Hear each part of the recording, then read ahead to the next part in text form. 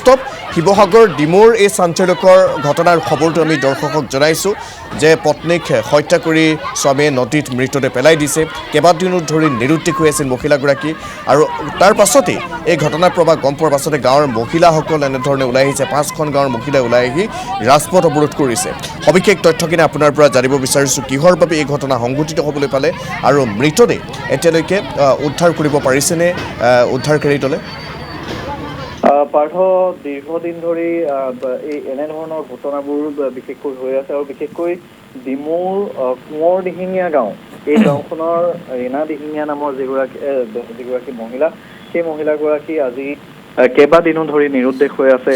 আৰক্ষীক গোচৰ দিয়া হ'ল, আৰক্ষীয়েও তেওঁক বিচাৰি পোৱা নাই আৰু অৱশেষত কালিৰ দিনটোত যিহেতু 5খনকৈ গাঁৱৰ মহিলাই আহি তেনেধৰণে ৰাষ্ট্ৰীয় ঘাইপথ অৱৰোধ কৰিছিলে আৰু সমগ্ৰ নিশাও তাত একাংশ মহিলাই ডিমৌ আৰক্ষী থানাৰ সন্মুখ ভাগত তেওঁলোকে অৱস্থান গ্ৰহণ কৰিছিল যে যিকোনো প্ৰকাৰে ৰীণা দিহিঙীয়াক আৰক্ষীয়ে উলিয়াই দিব লাগে, অন্যথা তেওঁলোকৰ যি এই প্ৰতিবাদী কাৰ্যসূচী তেওঁলোকে অব্যাহত ৰাখিব। সেয়া তেওঁলোকে এক প্ৰকাৰ আকোগ্ৰহ স্থিতিত আছিল আৰু তাৰ পৰৱৰ্তী পৰ্যায়ত যেতিয়া আৰক্ষীয়ে যিগৰাকী মহিলা ৰীণা দিহিঙীয়াৰ স্বামী মুন দিহিঙীয়া, সেই মুন দিহিঙীয়াক যেতিয়া আটক কৰিছিল, আটক কৰাৰ পিছত অৱশেষত যেতিয়া খুব হেঁচা প্ৰয়োগ কৰা হ'ল, যেতিয়া উপৰ্যপৰি জেৰা হ'ল, তেতিয়া তেওঁ ক'লে যে তেওঁ পত্নীক হত্যা কৰি নৈত পেলাই দিছে আৰু সেই যিডোখৰ ঠাইত তেওঁ পেলাইছো বুলি কৈছে, আজি পুৱাৰে পৰা আৰক্ষীয়ে SDRF বাহিনীক লগত লৈ নদীত তাত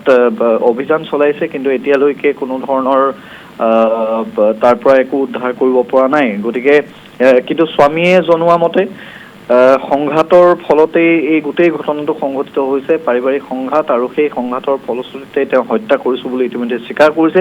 আৰু এই জঘন্য কাণ্ড কৰা এইগৰাকীয়ে তেওঁৰ যি স্বীকাৰোক্তি, সেই স্বীকাৰোক্তিৰ ভিত্তিতে এতিয়া আৰক্ষীয়ে পুৱাৰে পৰা তেওঁলোকে ব্যস্ত হৈ পৰিছে আৰু বিশেষকৈ কিন্তু একাংশ মহিলা এতিয়াও আৰক্ষী থানাতে আছে। আৰক্ষী থানাত তেওঁলোকে কৈছে যে যেতিয়ালৈকে আপোনালোকে মৃতদেহ উলিয়াব নোৱাৰিব, যেতিয়ালৈকে আপোনালোকে সুবিচাৰ নিদিব, তেতিয়ালৈকে আমি ইয়াতে থাকিম। আৰু সমান্তৰালভাৱে তেওঁলোকে এটা কথা বাৰে বাৰে কৈ আছিল যে কালি যেতিয়া ৰাষ্ট্ৰীয় ঘাইপথ তেওঁলোকে অৱৰোধ কৰিছিল, তাত যেতিয়া জিলা প্ৰশাসনৰ ফালৰ পৰা বিষয়া গৈছিল, তেতিয়া মহিলাসকলে কৈছিল যে যি মহিলাগৰাকী যিহেতু যেতিয়া নিৰুদ্দেশ হৈছিল, সেই ঘৰৰ পৰা কাপোৰত তেজ লগা, তেজৰ দাগ লগা তেনেধৰণৰ কাপোৰ মহিলাগৰাকীৰ উদ্ধাৰ হৈছে বুলি বাৰে বাৰে কৈ আছিল সেইসকল মহিলাই। আৰু তেনে কিছু কথাৰ ভিত্তিতে যেতিয়া স্বামীক আটক কৰা হৈছিল, আটক কৰি যেতিয়া উপৰ্যপৰি যেতিয়া জেৰা কৰা হ'ল, তেতিয়া অৱশেষত সেই কথাটো তেওঁ ক'লে যে তেওঁ পত্নীক হত্যা কৰি নৈত পেলাই দিছে আৰু আজি পুৱাৰে পৰা এতিয়া অভিযান চলি আছে। পাৰ্থ, ঠিক আছে, ধন্যবাদ জ্ঞাপন কৰিছোঁ কৌস্তভ। আপুনি খবৰ ৰাখক, আমি পৰৱৰ্তী পুনৰ আপোনাৰ সৈতে সংযুক্ত হ'ম।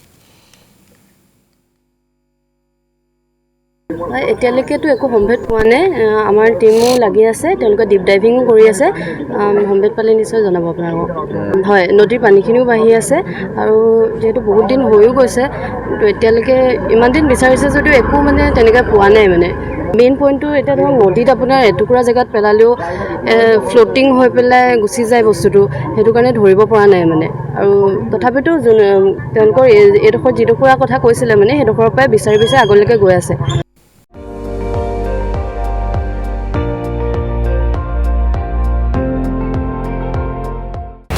আপুনি চাই আছে ND24, সৰ্বশ্ৰেষ্ঠ নহয়, সৰ্বোত্তমৰ দৌৰ।